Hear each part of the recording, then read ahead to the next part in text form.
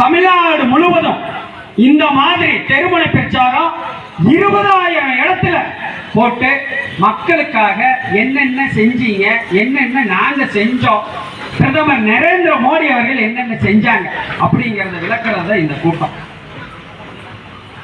அவரு நரேந்திர மோடி அவர்கள் வந்து நம்ம எம்ஜிஆர், காமராஜர், ஜெயலலிதா அம்மாவை இப்ப ஞாயிற்றுக்கிழமை மாங்கி பாத்துன்னு சொல்லி மனதின் குரல் நிகழ்ச்சியில ஜெயலலிதா அம்மாவை பத்தி அயன் லேடின்னு சொல்லி பேசியிருக்காரு. ஆனா நம்ம ஆளுங்க எப்படி சொல்லுங்க பேசுவாங்க, கோ பேக் மோடி அப்படிம்பாங்க.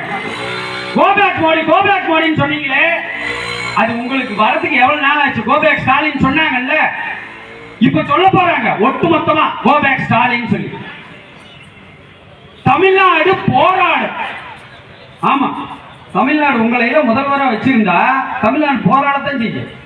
இதைத்தான் எம்ஜிஆர் பாட்டுல, உன்னை அறிந்தால் நீ உன்னை அறிந்தால் உலகத்தில் போராடலாம், உயர்ந்தாலும் தாழ்ந்தாலும் தலை வணங்காமல் நீ வாழலாம். போராடலாம் அப்படின்னு சொன்னது என்ன ஒரு இதுன்னா, தலைவர்கள் நம்ம பெரியவர்கள் எல்லாம் வந்து போராட்டம் அப்படின்னா ஒண்ணு நடக்கலைன்னா போராட்டம் பண்ணலாம். ஆனா இங்க ஆட்சி செய்யறவங்கள போராடும் அப்படின்னு சொன்னா, அப்ப நீ போராடுவியா இல்ல மக்கள் போராடுவாங்களா? ஏதோ ஒண்ணு வாயில வந்ததெல்லாம் பேசிட்டு போறது. அவர் தான் சொல்லுவாரு, வாய் கூசுவோம் அது என்னமோ அதெல்லாம் பேசிட்டு போவாரு. அவருக்கு என்ன பாவம், எழுதி கொடுப்பாங்க, அதை மட்டும் ஒப்பிச்சுட்டு போவாரு, மாத்தி மாத்தி பேசுவாரு. சுதந்திரம் வந்து 1963 தான் அந்த ஆட்சி ஆரம்பிச்சாங்க. அதுவே 1963 தான் சுதந்திர கட்சின்னு சொல்லியிருப்பாரு. இந்த பேஸ்புக் வீடியோல எல்லாம் யூடியூப்ல எல்லாம் பாத்தீங்கன்னா தெரியும். நம்ம மக்கள் தான் வந்து விழிப்புணர்வோட இருக்குங்க. அதுக்காக தான் இந்த 20,000 பூத்துல வார்டுல தேசிய ஜனநாயக கூட்டணியின் சார்பா நம்ம மக்களுக்காக விழிப்புணர்வு ஏற்படுத்தணும் அப்படிங்கிறதுக்காக தான் இந்த தெருமுனை பிரச்சாரத்தை நாங்கள் ஆரம்பிச்சிருக்கிறோம்.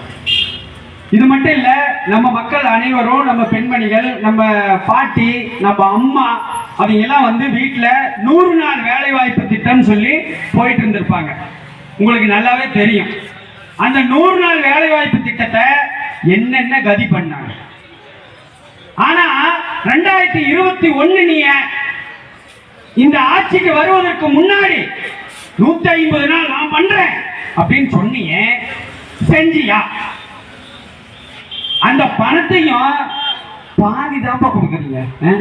பாவம் அந்த பாட்டி வந்து அந்த தாத்தா இல்லாம கூட நாம வந்து உழைச்சி சாப்பிடணும் அப்படின்னு சொல்லி அந்த 100 நாள் வேலை வாய்ப்புக்கு போனா அந்த காசையும் கொடுக்காம அந்த பாட்டி எத்தனை நாள் நடக்க விடுறீங்க?